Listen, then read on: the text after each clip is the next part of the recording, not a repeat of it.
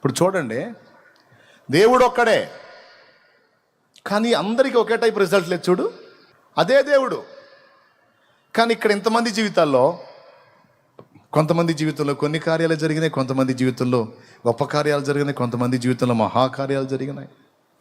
దోషం ఎక్కడుంది? ఆయన దగ్గర ఉందా, మన దగ్గర ఉందా? నదిదేం తప్పు లేదండి, మనం వేసిన పైపుదే సమస్య అని ఈజీగా అర్థమైద్దని నదితో పోల్చి చెప్పానండి. అర్థమైందా? ఆయన కూడా తను నదితోనే పోల్చుకున్నాడు. పరిశుద్ధాత్మ నదితో పోల్చబడ్డాడు, జీవజల నది. స్తోత్రం. ఇక్కడ మనం వినియోగించినటువంటి పైపును బట్టే ప్రతిఫలం. అందుకే ముందు చెప్పాను, తమ దేవునిని ఎరుగువారు బలము కలిగి గొప్ప కార్యములు చేయుదురు. నీ దేవుడు అసమాన ధీరుడు, సర్వశక్తి గల దేవుడు. దేన్నైనా సాధించడానికి నీకు శక్తినివ్వగల దేవుడు.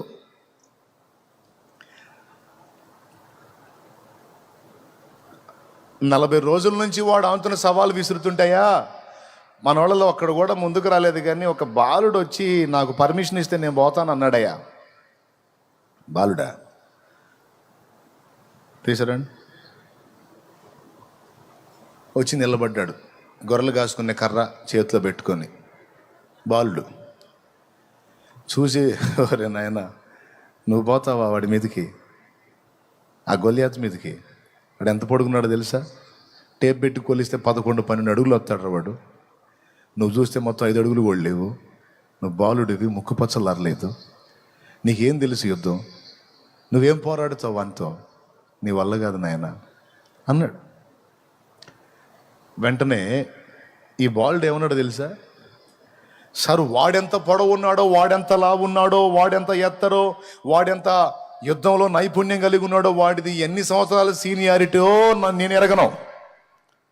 అవన్నీ నేను తెలుసుకోవాల్సిన అవసరం నాకు తెలియదు, నాకు అవసరం లేదు. వాడు ఏందో తెలుసుకోవాల్సిన అవసరం నాకు లేదు.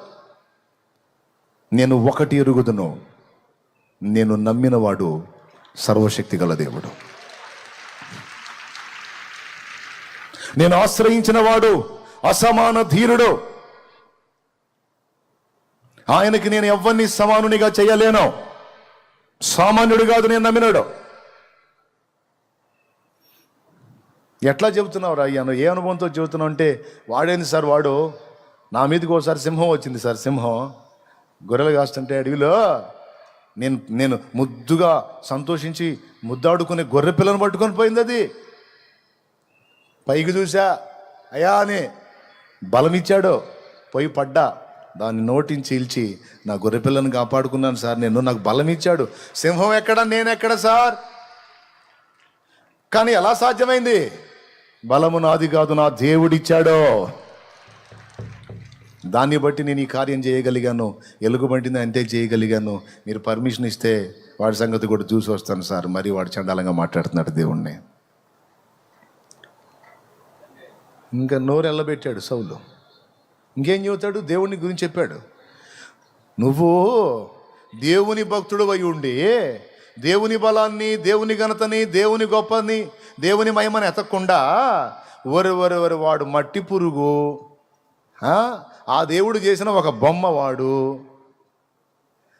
ఇంత పొడుగున్నాడు, ఇంతలా ఉన్నాడు, ఇంత వెడల్పు ఉన్నాడు, వాడి ఈట ఇంత పొడుగు ఉంది, వాడంతా నువ్వు వాడిని ఎరిగావేమి సార్? ఈ 40 రోజుల నుంచి నువ్వు వాడిని ఎరుగుతున్నావా టేప్ పెట్టి? స్తోత్రం. చెప్పేది, జనాలు సమస్యలు ఎరిగినంతగా పరిష్కారమునిచ్చే దేవుణ్ణి ఎరగరండి. అది ఇక్కడ ప్రాబ్లం. సమస్యలను ఎరిగినంతగా వాటికి పరిష్కారం ఇచ్చే దేవుని ఎరగలే. అందుకే అంటే అన్నయ్య, జ్వరము, జలుబు, తలకాయ నొప్పి అంటే దేవుడు బాగు చేస్తాడు, కానీ ఇది క్యాన్సర్ అన్నయ్య. అమ్మో, సామాన్యమైన వ్యవహారం కాదు క్యాన్సర్. అది కూడా 4th స్టేజ్. అందుకే తెచ్చి ఇంట్లో పడేసి ఇక ఏం చేస్తాం? మరి ఇక చూస్తున్నాం, ఇంకెప్పుడు తీసుకుంటావు తీసుకోయ్యా అని. ఏం బతుకని ప్రార్థన చేయట్లేదా? ఇంకేం బతుకుతాడు అన్నయ్య? 4వ దంట ఏంటిది? 4th stage. దేవుడు స్వస్థపరుస్తాడు ప్రార్థన చేయండి. స్వస్థపరుస్తలేని జ్వరం తలకాయ నొప్పి కాదు కనయ్య. జ్వరం తలకాయ నొప్పి అయితే క్రోసినను పారాసిటమాల్ ఎత్తి పోయిద్ది. దానికి మళ్ళీ దేవుడే కార్యం చేయాలా? ఏమో అంటే నువ్వు ఎరిగింది ఎంతవరకు? యేసు ప్రభు తుమ్ములు, దగ్గులు, జలుబులు స్వస్థపరిచే దేవుడు. క్యాన్సర్లకి ఇంకా పెద్ద జబ్బులకి ఆయన పనికి రాడు. ఎందుకంటే అంత పవర్ లేదు ఆయనకి. ఆయన జలుబులు అజీర్ణం మాత్రలు కానీ చెప్పినట్టు అజీర్ణం మాత్రలు అమ్మేవాళ్ళు పాపం రోడ్డు పొద్దున్నే వస్తారు. సొంటి, సునాముకి, రేవల చిన్ని, పిప్పళ్ళు, వస, వైలవంగాకు, నల్లకాసు, కురంజివాము, కలసపాపడ, వాంపాలు, వాంపు, సుగంధ పాల ఏళ్లతో తయారు చేయబడిన బేబీస్ ఒక విరోచన మాత్రం.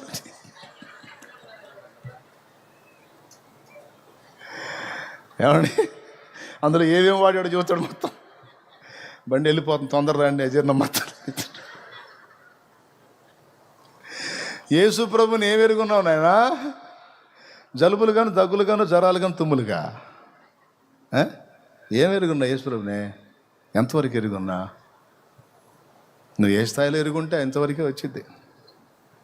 ఆయన జ్వరాలకు, జలుబులకు, తుమ్ములకు, దగ్గులకు కాదు, ఆయన సమస్త రోగములకు సమాధానం ఇవ్వగలిగిన దేవుడు, స్వస్థపరచగలిగిన దేవుడు, బాగు చేయగల దేవుడు. కొన్ని పరిస్థితులనే డీల్ చేసే దేవుడు కాదు, ఆయన ఎలాంటి పరిస్థితిని కూడా డీల్ చేయగల దేవుడు. సో నంబర్ 1 ఏమి ఎరిగి ఉండాలో? పాయింట్ నంబర్ 1, ఆయన శక్తిని ఎరిగి ఉండాలి. ఆయన శక్తిని ఎరిగి ఉండాలండి. నువ్వెంతో ప్రేమించే నీ ఆత్మీయులు నిద్రించారా? మృతి నొందారా? గుర్తుపెట్టుకో, ఒక మాట చెప్తున్నాను. ఒకవేళ నీ వాళ్ళను కోల్పోయిన నీ వాళ్ళని కోల్పోయినందుకు నీ గుండె వేదనతో అల్లాడిపోతుంటుంది, మమతను బట్టి, మమకారాన్ని బట్టి. ఈ కోటాలకి ప్రకటించిన తర్వాత ఒక ఫ్యామిలీ దూర ప్రాంతం నుంచి రెడీ అవుతున్నారట ఇక్కడికి రావడానికి కోటాలకి. అంతా రెడీ అయ్యి ఇంటి నుంచి బయటికి వచ్చారట. ఎవరైతే వెళ్ళాలి అక్కడ కూటానికి వెళ్ళాలి, సన్నిధికి వెళ్ళాలని ఇంటి యజమానుడు హడావుడి చేశాడో, ఆయన ఈ సన్నిధి కాదు ఆ సన్నిధికి పిలువబడ్డాడు అకస్మాత్తుగా. వినండి, పిలువబడ్డాడు. ఆశ్చర్యపోయారు. ఏంటిది, చిత్రంగా వెళ్ళిపోయాడేంది దేవుని దగ్గరికి? ఇప్పుడు ఏం చేయాలి? ఇక్కడికి రావాలని తొందర పెట్టింది ఆయన, హడావుడి చేసింది ఆయన. తీరా బయలుదేరినప్పుడే వెళ్ళిపోయాడు. వాళ్ళు ఏం చేశారు తెలుసా? ఫ్యామిలీ ఆయన కార్యక్రమాన్ని ఆయనకి చేసి ఈ సన్నిధికి రావాలని తప్పించాడు. దేవుడు డైరెక్ట్గా ఆ సన్నిధికి తీసుకున్నాడు. ఆయనకి సమయం వచ్చింది, ఆయన ఆ సన్నిధికి వెళ్ళిపోయాడు. మళ్ళా సమయం వచ్చింది, అక్కడి నుండి తిరిగి వస్తాడు. ఆయనే తీసుకొని వస్తాడు. ఎవరైతే పిలిచాడో ఆయనే తీసుకొని వస్తాడు. కానీ మనల్ని అందరినీ త్వరపెట్టాడు కదా సన్నిధికి పోవాలని, కాబట్టి మనం వెళ్ళిపోదాం కోటాలకని ఆయన కార్యక్రమాన్ని అలా ముగించి ఇలాగ బండికి వచ్చేసారండి. ఇక్కడే ఉన్నారు వాళ్ళు. నాకు మైండ్ పోయింది ఆ విషయం చెప్తే. ఎంత కాన్ఫిడెన్స్, దేవుని వాక్యం పట్ల ఎంత నమ్మిక. కోల్పోయినటువంటి తమ ఇంటి పెద్దని సామాన్యంగా మర్చిపోలేరు. కానీ దైవ వాక్యం పట్ల వారికి ఉన్న విశ్వాసం ఎంత గొప్పదంటే, ఎక్కడికి పోయాడు? యాడికి పోయాడు? నరకానికి ఏమన్నా పోయాడా? పాతాళానికి పోయాడా? పరిశుద్ధుల విశ్రమ స్థానమైన పరదైసుకు వెళ్ళాడు. ఇంకా కొద్ది కాలంలో రెండవ రాకడ జరగబోతుంది. అప్పుడు ప్రభువునందుండి నిద్రించిన వారినందరినీ ప్రభు ఆయనతో కూడా వెంట పెట్టుకొని వస్తాడు అనే వాగ్దానం ఉంది కదా. వస్తాడు కదా. గుర్తుపెట్టుకో, ఈరోజు ఇక్కడ కూర్చున్న వారందరికీ చెప్తున్నాను, నీవెంతో ప్రేమించే నీ వారిని, నీ కన్న బిడ్డ కావచ్చు, కట్టుకున్నవారు కావచ్చు, నిన్ను కన్నవారు కావచ్చు, తోడబుట్టినవారు కావచ్చు, కొంతమంది కోల్పోయి వారి విషయమే దుఃఖాక్రాంతులై ఉన్నారు. నీతో మాట్లాడుతున్నాడు దేవుడు. నేను కోల్పోయాను, మిస్ అయ్యాను, అయ్యో అని నీ హృదయంలో జ్ఞాపకం వచ్చినప్పుడల్లా ఏడుస్తున్నావు చూడు. నా కుమారి, నా కుమారుడా, ఒక రోజు వస్తుంది, నువ్వు ఎంత ఏడ్చి ప్రలాపించావో వారందరినీ నీ ముందు నిలబెడతాను, నీకు శాశ్వతంగా అప్పగిస్తాను. నమ్మితే కూడా కొడు నమ్మితే కొడు గట్టిగా, నీకు శాశ్వతంగా అప్పగిస్తా. ఆ రోజు అడుగుతాడు, తెగ సణిగావుగా, తెగ గొణిగావుగా, నాకు అన్యాయం చేశావు అని కొన్ని రోజులు ప్రార్థన కూడా చేయలేదుగా. ఇదిగో ఇంక తిను, వెళ్ళవయా, నీకోసం మామూలు తగాదాళ్ళ ఏమా, మా అన్నయ్య మా తమ్ముడు, నా భార్య, నా బిడ్డ, నా తల్లి, నా తండ్రి, నా భర్త, ఓహే నాయన ప్రాణం తీసింది. నేను గ్రంథంలో రాయించి పెట్టాగా, నేను మళ్ళీ మొత్తాన్ని కలుపుతానని, తాత్కాలికమేనని చెప్పాగా, మొత్తం కలుస్తారని చెప్పాగా, నమ్మవా? ఇప్పుడు చూడు అంటే, ప్రభువా ఇట్ట అనుకోలేదు ప్రభువా, లేకపోతే నేను ఎందుకు ఎడుతా తండ్రి, స్తోత్రం చెప్పేదాన్ని. అంటే వింటా ఉన్నా కానీ నమ్మకం కుదరలేదు నాయన. అంటే నువ్వంటే చచ్చిపోయి లేచావు కానీ అందరినీ లేపుతావంటే ఇంటానే ఉన్నా కానీ నమ్మకం కుదరలేదు. ఇప్పుడు అర్థమైంది తండ్రి, నిజంగానే లేపావుగా నాయన, నువ్వు మావులోడు కాదు, ఎర్రముఖం బో, ఎర్రముఖం వేసుకొని బాగా మాట్లాడుతున్నావు బో ఇక ఏం తింటావు తిను. మా అమ్మో, మా అమ్మ, మా నాన్నో, మా నాన్న, మా తమ్ముడో, మా అక్కో, మా అక్క, మా అన్నో, నా బిడ్డో, బిడ్డగో, నీ బిడ్డ చూడు భద్రంగా ఉన్నాడు, నేను చెప్పాగా. అంటే నమ్మకం కుదరలేదు యేసయ్య. పిచ్చిదన్న, చూసి నమ్మిన వారి కన్నా చూడక నమ్మిన వారు ధన్యులు. ఎన్ని వచనాలు రాయించి పెట్టానో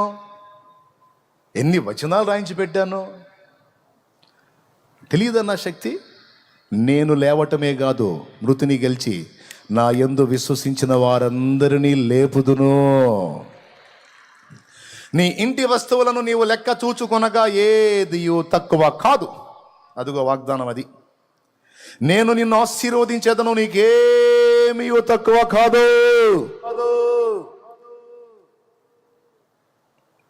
నేను సర్వశక్తి గల దేవుడు. నా శక్తిని అంచనా వేసే విషయంలో బోల్తా పడుతున్నావు నువ్వు. కొండలకే దేవుడిని అనుకుంటున్నావు, లోయలకు కూడా దేవుడిని అని అర్థం కావట్లా నీకు. కొండలలో, లోయలలో, అడవులలో, ఎడారులలో, కొండలలో, లోయలలో, అడవులలో, ఎడారులలో నన్ను గమనించినావా, నన్ను నడిపించినావా, నన్ను గమనించినావా, నన్ను నడిపించినావా. యేసయ్యా పాడు, యేసయ్యా, యేసయ్యా, యేసయ్యా. నిన్నే నే కొలుతునయ్యా, నీవే నా రాజువయ్యా. యేసయ్యా, యేసయ్యా, యేసయ్యా, యేసయ్యా, యేసయ్యా, యేసయ్యా, యేసయ్యా, యేసయ్యా. నిన్నే కొలుతునయ్యా, నీవే నా రాజువయ్యా. కొండలకే దేవుడా, లోయల్లో శక్తి లేదా? లోయల్లో కూడా దేవుడే. కొండ మీద ఆయన బలం పనిచేసిద్ది, లోయలో కూడా ఆయన బలం పనిచేసిద్ది. బిడ్డలారా, ఎంతమందికి తేటగా అర్థమవుతుంది? రాత్రే చెప్పాను, ఏదైనా క్లారిటీ ఉండాలి మ్యాటర్లో అని. స్పష్టంగానే అర్థమవుతుందా లేకపోతే ఏదో అంటారా? నిజంగా అర్థమైతే రెండు చేతులు ఎత్తి స్తోత్రం చెప్పండి. మరి ఇంత స్పష్టంగా చెబితే కూడా అర్థం కాకపోతే ఇక మెంటల్ హాస్పిటల్లో చూపించుకోవాలా? చెప్పండి, ఇప్పుడు దేవుడిని ఎట్లా ఎరుగుదురు? మీరు ఎట్లా ఎరుగుదురు? రాత్రి చెప్పాడుగా సాల్మోన్ అన్న, ఎక్కడికి ఏం చేస్తాడు? పెంకుల్లోంచి ఎత్తాడైంది, వేసాడుగా. మరి కిరాణా సామాను కాదు, కిరాణా కొట్టు షాపు ఓనర్నే తీసుకొచ్చి పెట్టి మొత్తం స్టోర్ మొత్తం తెచ్చి ఇంట్లో పెట్టాడు ఆయన. ప్రార్థన, ఆయన శక్తి నీవు ఎరిగినట్లయితే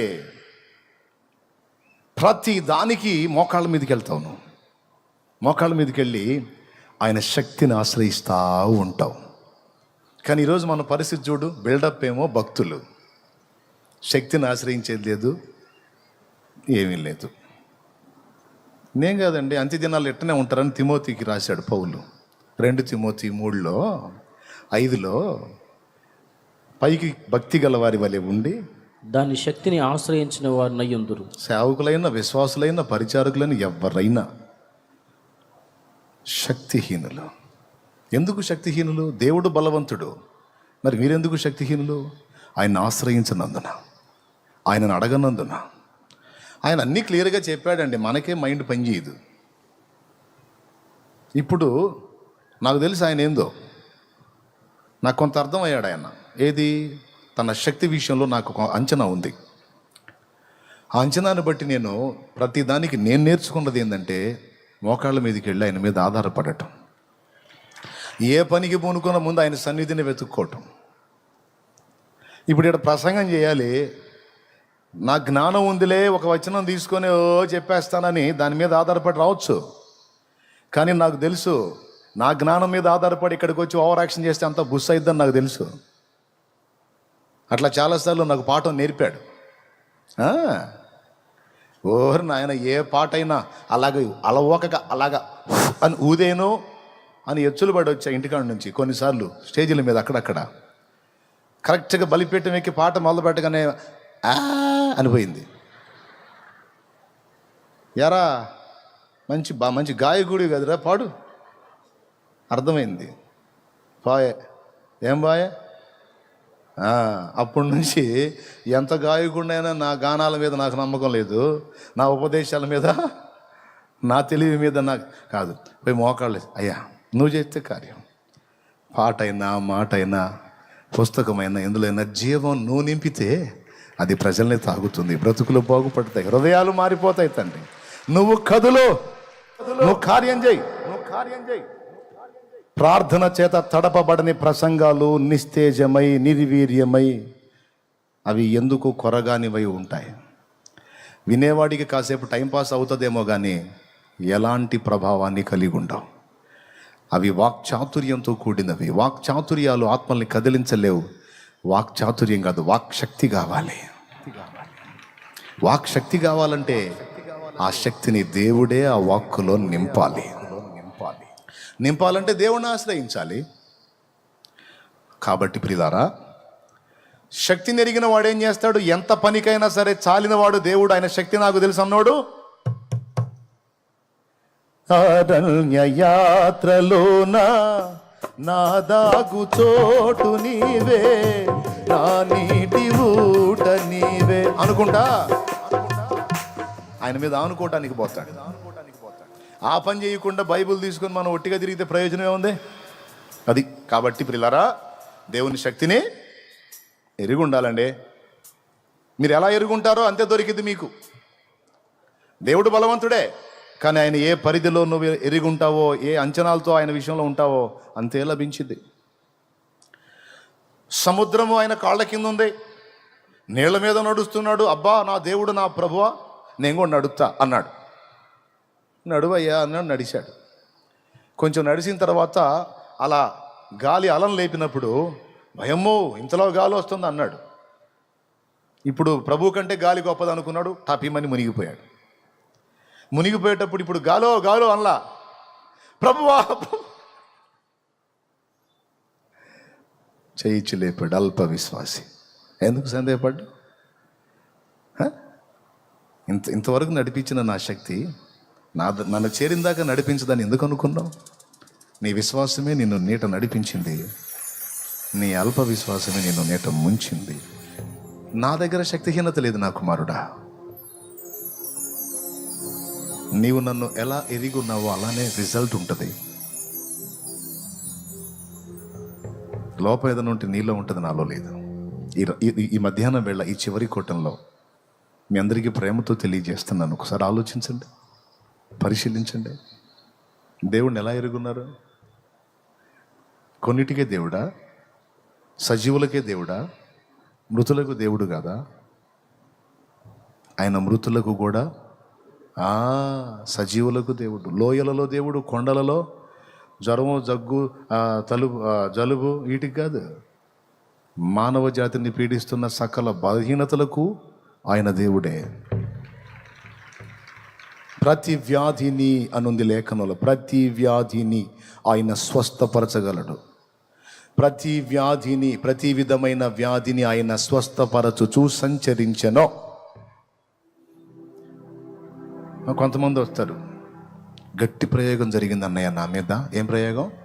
గట్టి ప్రయోగం జరిగిందంట. మంచి పనోడు అంట, మామూలు మాంత్రికుడు కాదంట, బ్లాక్ మ్యాజిక్ అంట, టాటా మ్యాజిక్ లాగా బ్లాక్ మ్యాజిక్.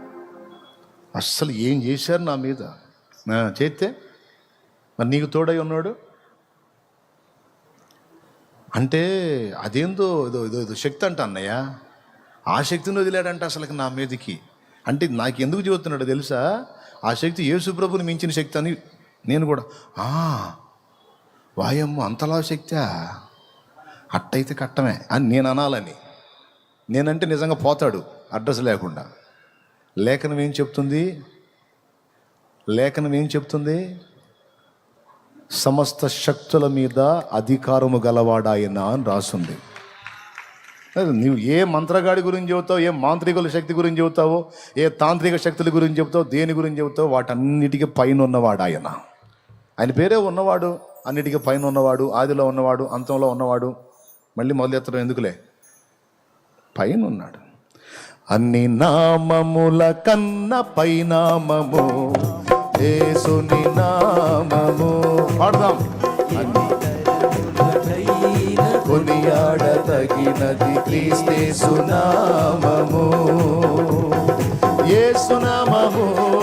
జయం జయము సాతాను శక్తులు లయం లయము, యేసు నామము. జయం జయము సాతాను శక్తులు లయం లయము. హల్లెలూయా హోసన్నా హల్లెలూయా హల్లెలూయా ఆమేన్ హల్లెలూయా యేసయ్యా హల్లెలూయా హల్లెలూయా. అన్ని నామముల కన్న పైనామము యేసుని నామము. స్తోత్రం. నిన్ను పీడించే జబ్బుకు ఒక పేరు ఉంటుందిగా, నిన్ను ఏడిపించే పై అధికారికి ఒక పేరు ఉంటుందిగా, నువ్వు ఎదుర్కొన్న సమస్యలకు ఒక పేరు ఉంటుందిగా. అన్ని పేర్లకు పైనున్న పేరట యేసయ్య పేరు. అది దేవుని వాక్యం. అంటే అన్న పెద్ద శక్తి అన్నా. ఏం శక్తి నాయన? అదేదో శక్తి, మహాశక్తి అంట. యేసయ్యను కూడా మించిపోయే శక్తి. సృష్టికర్తే ఆయన, ఆయన్ని మించి శక్తి ఆయన ఎట్ట చేస్తాడు నాకు అర్థం కాలేదు. సమస్తము ఆయన పాదాల కింద ఉన్నాయి, సమస్తము ఆయనకు సేవ చేస్తున్నాయి అని ఉంది కీర్తనల్లో. అర్థమైందా? మంత్రగాళ్ళకు భయపడదామా? మాంత్రికులకు భయపడదామా? నేను చెప్పిపోయాడు పెద్ద ఆయన, ఇట్లాంటి ప్రయోగాలు చేసేమన్న సామాన్ని ఇంటి ముందుకు వేస్తే శుభ్రంగా వండుకొని తిను. నిజంగా డౌటే లేదు. ఏ సునామాల్లో మైండ్ పోవాలి అవతలోడికి. శుభ్రంగా నిమ్మకాయలు ఎండుమిరకాయలు అయితే మొత్తం కలిపి పులిహార చేసుకున్నారంట వాళ్ళు. జోక్ కాదు, నిజంగా. శక్తుల మీదకి, దయ్యాలన్నిటి మీదకి నంబర్ 1లో ఉన్నవాడు సైతాన్. అయితే ఆ సైతానికే పడు రాలుగొట్టినోడు యేసయ్య. అన్నిటి మీద పైన ఉన్నాడు సైతాన్ గాడైతే వాడిని తన్నినోడు యేసయ్య. ఇప్పుడు ఇంకా వాడిని మించింది ఏముంది? వాడి పని అయిపోయింది. కాబట్టి బిడ్డలారా, ఏదో మాటలంటే మాటలుగా, నిజంగా హృదయంలో ఉండాలి ఆ విశ్వాసం. నేను నమ్మిన వానిని ఎరుగుదును, సిగ్గుపడనెన్నడు. నేను నమ్మిన వానిని ఎరుగుదును, సిగ్గుపడనెన్నడు. సిగ్గుపడనెన్నడు. నన్ను బలపరచువాని యందే సమస్తము నే చేయగలను. నేను వాని యందే సమస్తము నే చేయగలను.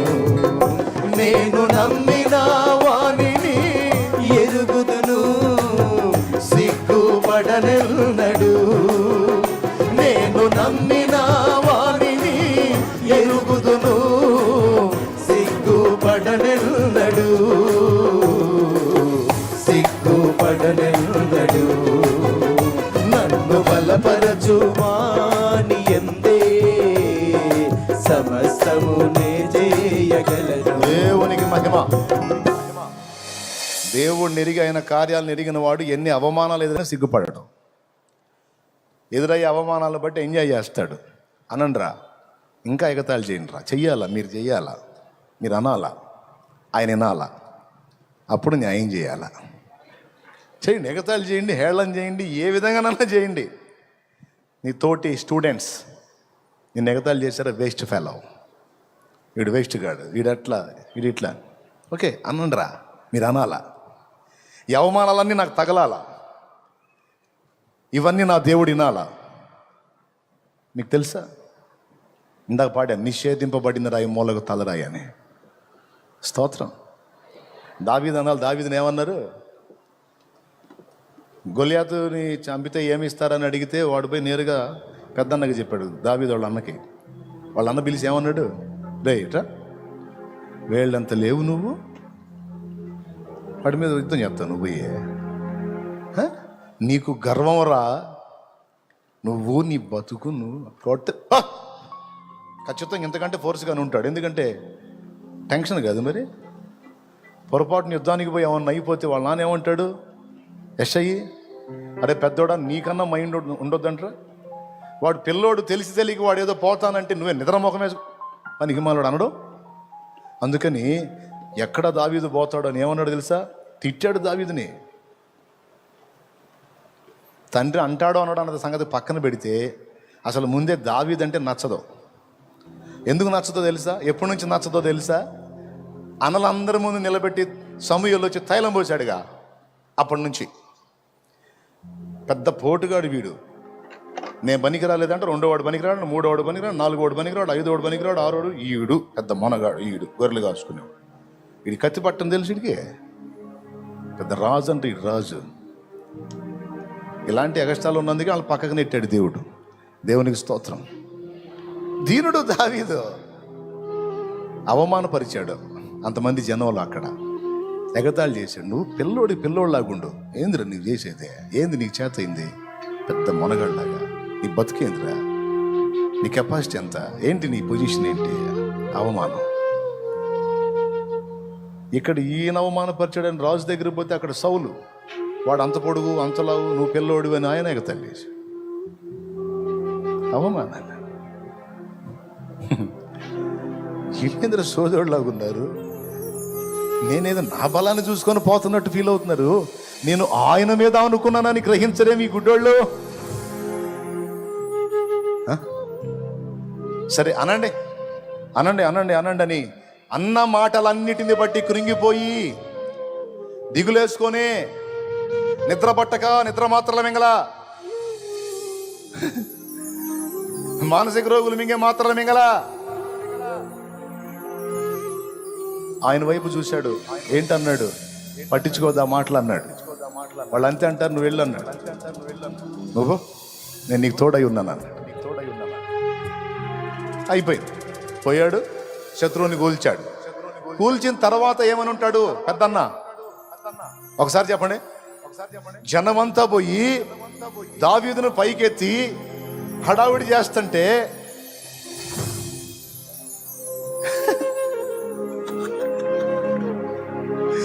పోయే పరిగెత్తుకుండా ఎవరు అబ్బాయి వాడు? ఎవరు పిల్లవాడు వాడు? అంత పని చేశాడు వాడు, వేళ్ళు అంత లేడు. మరి నాయన ఏంటిది?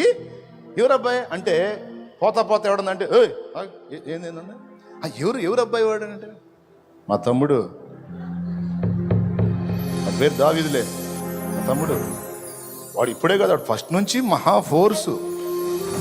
ఊరు ముందేమంటివి అవమాన పరిస్థితే.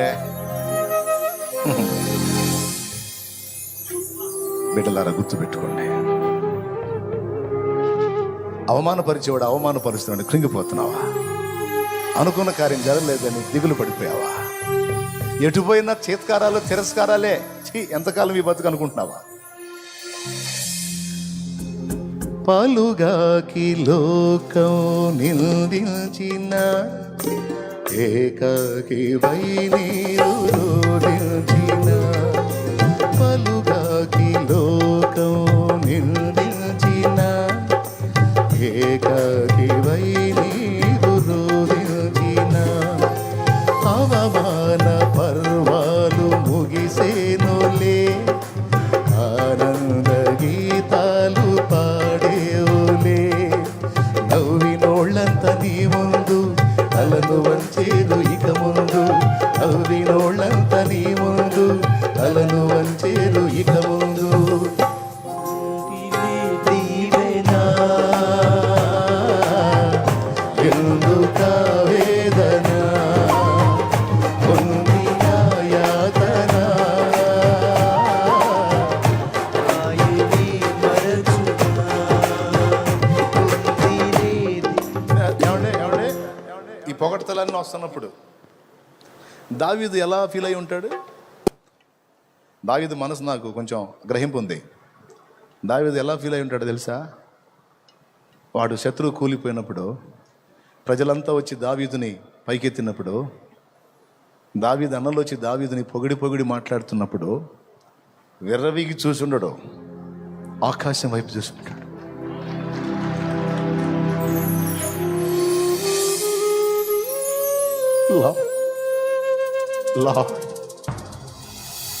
ప్రభువా, ఇది నీదే, ఈ విజయం నాది కాదు, నీదే. వీళ్ళకి తెలీదు, నన్ను కనపరుస్తుంది, నాది కాదు, నీది, ఇది నీదే. నా అవమానాలని పొగడ్తలుగా మరిచావా? నన్ను హేళన చేసిన వాళ్ళ ముందు నా తలనెత్తావా? ఇది నీదే, ఇది నీదే. సోదరుడా సోదరే, వేస్ట్ గాడివిరా నువ్వు అనిపించుకొని ఉండొచ్చు. పనికి మాలిందన్న ఎంతో మంది చేస్తున్నా, నువ్వు చావట్లేదు అనిపించుకొని ఉండొచ్చు. ఎందుకే నీ బతుకు, చావే అనిపించుకోవచ్చు, అనిపించుకొని ఉండొచ్చు. అది తలుచుకొని కొన్నిసార్లు నువ్వు ఏడుస్తుండొచ్చు పర్సనల్గా కూర్చొని. కొంతమంది నిన్ను అసోదుడు, పెద్ద సోదరుడు, పనికిరాడు, వీడు ఊరకపోయేవాడు, వీడికి తెలివి లేదు, పాడు లేదు, ఎక్కడోళ్ళు చూడు, ఏడోళ్ళు చూడు, ఈడు చూడు, ఈ బతుకు చూడు అనిపించు. ఆ మాటలు గుర్తు చేసుకొని ఎవరు అర్థం చేసుకోవట్లేదు, తల ఓ మాట పొడుస్తున్నారు ఏంద్రా ఈ మాటలతో చంపుతున్నారు నన్ను. ఏడుస్తుండొచ్చు, ఏడ్చుండొచ్చు. కానీ ఒక్క మాట చెప్పని, నన్ను ఈ మాటలన్నీ నీ గుండెల్లో ఉన్న వేదనంతా నా తండ్రి చూస్తున్నాడు. ఆయన దీనుల దేవుడు, ఆయన దీనుల దేవుడు. గుర్తుపెట్టుకో తమ్ముడు, చెప్తున్నా ఈరోజు ఇంతమంది సమూహానికి చెప్తున్నా, ఎవరు ఎలాంటి అనుభవాల్లో కృంగిపోయి, కుమిలిపోయి, నలిగిపోయి, విసిగిపోయి ఉన్నారో. కొంతమంది అయితే ఈ మాటల గాయాలకి చచ్చిపోతే బాగుండని ఆత్మహత్య ఆలోచన చేయబోయిన వాళ్ళు కూడా ఉన్నారు, ప్రయత్నించిన వాళ్ళు కూడా ఉన్నారు. ఒక్క మాట చెప్పనివ్వండి, ప్రాణం తీసుకుంటావు ఏం ఒరిగితే, చచ్చిపోతావు ఏం ఒరిగితే, లేకపోతే వాళ్ళ మీద తిరుగుబాటు చేసి వాళ్ళని తిరిగి తిడతావు ఏం ఒరిగితే, ఏం కలత చెందద్దు. మౌనంగా ఆయన వైపు చూడు, ఆయన వైపే చూడు. ఆయన నిన్ను పైకెత్తిందాక, ఆయన నిన్ను ఎత్తి పట్టిందాక అట్లా ఓపికగా దీనుడివై కాచుకో. అనే మాటలన్నీ అననే, విను విను విను విను విను విను, స్తోత్రం చెప్పు, స్తోత్రం చెప్పు, స్తోత్రం చెప్పు. ఆయన నిన్ను పైకెత్తిన నాడు ఆ నోళ్ళన్నీ, అన్న నోళ్ళన్నీ అలాగా ఆశ్చర్యపోతాయి, నోళ్ళు ఎళ్ళబెడతాయి. ఇది వేస్ట్ గాడు అనుకున్నావు ఏందిరా ఇంత పొజిషన్లోకి వెళ్ళాడు, ఇది ఒట్టోడు అనుకున్నావు ఏందిరా వీడు ఇంత ఘనకార్యాన్ని సాధించాడని. దేవుడిని ఎడల చూపేటువంటి కార్యాలను బట్టి వాళ్ళ నోళ్ళు మూతబడతాయి, వాళ్ళ తలలు దించుతాయి. ఎంతమందికి విశ్వాసం ఉంది? కహాని చెబుతున్నానా? భక్తులు అలా చేయలేదా నా తండ్రి? విరిగి నలిగిన హృదయము గలవారికి యెహోవా ఆసన్నుడు. అలాంటి హృదయం దావీదు కలిగి ఉన్నాడు, యోసేపు కలిగి ఉన్నాడు. దేవుడు వారిని ఎత్తిపట్టాడు. ఈరోజు ఆయన బిడ్డగా నా కుమారి కుమారుడా, నా తల్లి తండ్రి, అక్క చెల్లి తమ్ముడు అన్న, ఎలాంటి చేదైన అనుభవంలో ఉన్నావు, డోంట్ వరీ అనేవాళ్ళని అనని కృంగిపోవాకు. నీ పిల్లలు తిడుతున్నారా? నీ దీన స్థితిని బట్టి నువ్వు శుభకార్యాలకు వెళ్ళిన దగ్గర అవమానపరుస్తున్నారా? ఓకే అవన్నీ తీసుకో తల్లి, తీసుకో నాయనా, తీసుకో, స్తోత్రం చెప్పుకో, గుర్తుపెట్టుకో. రేపు అవన్నీ మధురమైన జ్ఞాపకాలుగా మారబోతున్నాయి నీకు. నువ్వు ఏ కార్యాలకు వెళ్ళిన దగ్గర నేను అవమానపరిచారా? డోంట్ వరీ, తీసుకో అవన్నీ, గుర్తుపెట్టుకో. అవన్నీ నీకు తీయని జ్ఞాపకాలుగా మారబోతున్నాయి. అవి నాకు వద్దు అనుకుంటే మరి రేపు మధురమైన జ్ఞాపకాలు ఏముంటాయి నీ జీవితంలో చెప్పు. అవి అనాలి వాళ్ళు, నువ్వు వినాలి, ఆయన వినాలి, నిన్ను ఎత్తిపట్టాలి. నీకు అదొక మధురమైన అనుభవంగా మిగిలిపోవాలి. ఈ మాట ఎంతమందికి అర్థమైందో చేతులు ఎత్తండి. వాడొత్త గాలుడు, వాడొత్త తాగుబోతాడు, వాడొత్త తిరిగిపోతాడు, వాడొత్తి పేకాటగాడు, వాడు డ్రగ్గిస్ట్. డ్రగ్గోడు, వాడు పనికినాడు, వాడు ఉరగబోయేవాడు, వాడు బతుకు మారిద్దా? నువ్వు డ్రింకర్వే, నువ్వు తాగుడు అలవాటు పడ్డావు, కానీ నీ గుండెల్లో కూడా మారాలని ఉంది, కానీ మానలేకపోతున్నావు. నీకు ఈరోజు శుభవార్త.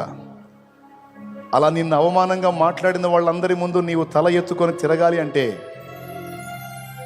దానిని జయించే బలమిచ్చే యేసు ఈరోజు నిన్ను పిలుస్తున్నాడు, రమ్మని. దా, నా లైఫ్ కూడా బాగుపడిద్దా? నా పాపాలు కూడా యేసు క్షమిస్తాడా? నన్ను కూడా ఆశీర్వదిస్తాడా? నాకు కూడా బెటర్ లైఫ్ ఉందా? ఉంది. నువ్వు విశ్వసిస్తే ఇది నిజం. నేను ఎదుర్కొన్న అవమానాలు, నేను సాక్ష్యం ఇస్తున్నా, అవమానాలు ఎదుర్కొన్న చాలా, ముఖం మీదనే దూషించాను. ఒకసారి సింగిల్గా కూర్చొని నేర్చుకునేవాడిని. మరి నేను పాటలు, దేవుని ఇచ్చిన పాటలు రాసుకుంటానంటే ఆ అనుభవాల్లోంచి వచ్చిన ఆ తలంపులు, పరిశుద్ధాత్మ దేవుడు ముందు అనుభవాలు నేర్పి తర్వాత తలంపులు ఇచ్చి అవే పాటలు చేయించాడు. ఆయన చేసిన కార్యం. నేను ముగిస్తున్నాను, మీరు జాగ్రత్తగా ఈ మాటలు తీసుకోండి. నేను ఫేస్ చేశాను అనుభవాలు, కానీ ఈరోజు దేవుని కృతజ్ఞతలు చెప్పుకుంటా ఉన్నాను. దేవునికి మహిమ కలుగును గాక. హల్లెలూయా. నా జీవితానికి మార్పు ఉంటుందా? నా బ్రతుకు కూడా బాగుపడిద్దా? తప్పకుండా బాగుపడిద్ది. బాగు చేసేవాడు ఆయన ఉన్నాడు. నా టోటల్ ఫ్యామిలీకి చెప్పాను, డోంట్ వరీ, వాళ్ళు అలా అన్నారు, వీళ్ళు ఇలా అన్నారని కృంగిపోతున్నారా? నిరాశపడుతున్నారా? మనకు దేవుడు లేడా? ఆయన వినట్లేదా? బాధపడకండి. ఈ మాటలన్నీ గుర్తుపెట్టుకోండి. అన్ని రివర్స్ అయితే చూడండి. చెప్తూ వచ్చా, ఫ్యామిలీకి చెప్తూ వచ్చాను. ఈరోజు అవి చూస్తున్నప్పుడు వాళ్ళు కన్నీళ్లతో దేవుని వైపు చూడటం తప్ప ఇంకేం చేసేది లేదు. ప్రియమైన బిడ్డలారా, మీ అనుభవాలు అలా మారుతాయి. నా దేవుడు చేస్తాడు. అన్ని ఉన్నోళ్ళని దగ్గరకు తీసుకొని ఏమీ లేదని నిన్ను నెట్టారా? నీకేసై ఉన్నాడు, ఆయన ఉన్నాడు, నీకు నీ పక్కన ఉంటాడు. వాళ్ళు కాదు, వాళ్ళ తాతలు పరిగెత్తుతారు నీ దగ్గరికి. Don't worry. ఈ చివరి కూటంలో ఈ వాగ్దానాలు తీసుకో, నువ్వు విశ్వాసంతో తీసుకో. ఇవన్నీ శరీర సంబంధమైన అనుకోవద్దు. ఆత్మ సంబంధంగా ఉన్నాయి కొన్ని గాయాలు, శరీర సంబంధంగా ఉన్నాయి కొన్ని గాయాలు. అన్నీ కట్టి చెదరిన గుండెల్ని ఆదరించేవాడు నా దేవుడని సాక్ష్యం ఇస్తున్నాను. అయితే ఒక్కటి షరతు, నీవు దేవుణ్ణి ఆశ్రయించు, దేవుని వైపే చూడు, నా యేసయ్య వైపే చూడు. ఆయన చెప్పిన మాట విను, ఆయన్ని తెలుసుకో, ఆయన్ని కలుసుకో, ఆయన చెప్పిన మాటలకు లోబడు, బాగుపడతాం. దేవుని శక్తిని మనం ఎరిగి ఉండాలి. దేవుడు ఎంత జ్ఞానవంతుడో మనం ఎరిగి ఉండాలి. నీవు బాగు చేసుకోలేని ఎన్నో సమస్యలను ఆయన బాగు చేయగలడు. ఆయన జ్ఞానవంతుడు. ఆయన ప్రేమ ఏంతో నీవు ఎరిగుండాలి. నీకోసం తన ప్రాణాన్నే పణంగా పెట్టినోడు నిన్ను అలా వదిలేస్తాడా? నా ధైర్యం అదే. నన్ను పిచ్చిగా ప్రేమించి నా కోసం ప్రాణం పెట్టినోడు అవమానాలకు నన్ను అప్పగించాడు అంటే గొప్ప ఆశీర్వాదం ఏదో నాకు ఇవ్వబోతున్నాడని నాకు తెలుసు. ఎందుకంటే ఆయన నన్ను ప్రేమిస్తున్నాడు. చాలా ఇష్టం నేనంటే యేసయ్యకి. నువ్వు చెప్పగలవా? ఎంతమంది చెబుతారు? అంత కాన్ఫిడెన్స్తో చెప్పండి. చెప్పు, నేనంటే యేసయ్యకి చాలా ఇష్టం. చెప్పు, గట్టి చెప్పు. నిజమేనా? ఎట్ట చెబుతున్నావు తెలుసా? నేనంటే చాలా ఇష్టం. పూర్తి నిశ్చయితం. నిజం చెప్పండి, నిజం చెప్పండి. నమ్ముతున్నావా? ఆయన నీ కోసం ప్రాణం పెట్టాడు. ఒకడు అన్నాడట, పద్దాకలు నీ కోసం పెట్టాడు, నీ కోసం ప్రాణం పెట్టాడు అంటావు ఏంది? వీళ్ళందరి కోసం పెట్టలేదా? నా ఒక్కడి కోసం పెట్టాడు అన్నాడట. అప్పుడు దైవజనుడు అన్నాడంట, ఎవరు బాబా, వాళ్ళందరూ కాదు, లోకంలో ఉన్న వాళ్ళందరూ నీతిమంతులై నువ్వు ఒక్కడవే పాపివై ఉంటే నీ ఒక్కడి కోసం కూడా ఆయన భూమి మీదకి వచ్చి సిలువను ఎక్కుతాడురా. అది యేసయ్య ప్రేమ. అదిరా యేసయ్య ప్రేమ. దేవునికి స్తోత్రం. మొన్న ఒక దైవజనుడు అంటున్నాడు, భలే మాట, ముత్యం లాంటి మాట అన్నాడు. తృప్తి కలిగింది నాకు. కొంతమంది మనుషులు మనమేందో తెలియక మనల్ని ప్రేమిస్తారట. కొంతమంది మనుషులు మనమేందో తెలియక మనల్ని ద్వేషిస్తారట. మనమేందో తెలిసినప్పుడు భలే మాట. కొంతమంది మనమేందో తెలియక ప్రేమిస్తారట. మనమేందో తెలిస్తే ప్రేమించరు. కొంతమంది మనమేందో తెలియక ద్వేషిస్తారట. ఆ ద్వేషించే వాళ్ళకి మనమేందో అర్థమైతే వాళ్ళ అభిప్రాయాన్ని మార్చుకుంటారు. కానీ యేసయ్యకు మనమేందో పూర్తిగా తెలిసి కూడా మనల్ని ప్రేమించాడు. మనమెంత బలహీనులమో, మనమెంత చెంచల మనసు గలవారమో, అస్థిరలమో ఎరిగి ఉండి కూడా ఆయన మన కోసం ప్రాణం పెట్టడానికి ఇష్టపడ్డాడు. భలే అనిపించింది నాకు ఆ మాట. తెలియక కొంతమంది ప్రేమిస్తారు, కానీ మన బలహీనమని తెలిసి కూడా యేసు మనల్ని ప్రేమించాడు. ఇంత ప్రేమించే దేవుడు నీకు తోడై ఉంటే నిన్ను వదిలిపెడతాడా? పిచ్చిదానా? అయ్యా, నిన్ను వదిలిపెడతాడా? వదలడు. ఒక్కటి చేయనా, నీకు ఏ వేదన కలిగినా మోకాళ్ళు వేసి ఆయన పాదాల దగ్గరికి వెళ్ళి అక్కడ ఏడు. మనుషుల ముందు ఏడవద్దా, మనుషుల ముందు విషన్నంగా తిరగొద్దా, సంతోషంగా తిరుగు, ఆనందంగా తిరుగు. ఆయనను బట్టి ధైర్యం తెచ్చుకొని గంభీరంగా తిరుగు. నీకే గాయమైనా వెళ్ళి మోకాళ్ళు వేసి ఆయన ఆయన ఆయన ఆయన కాళ్ళ దగ్గర కన్నీళ్ళు కావచ్చు. అన్ని జ్ఞాపకార్థంగా చేరతాయి. నా తండ్రి తప్పకుండా నీకు సమాధానం ఇస్తాడు.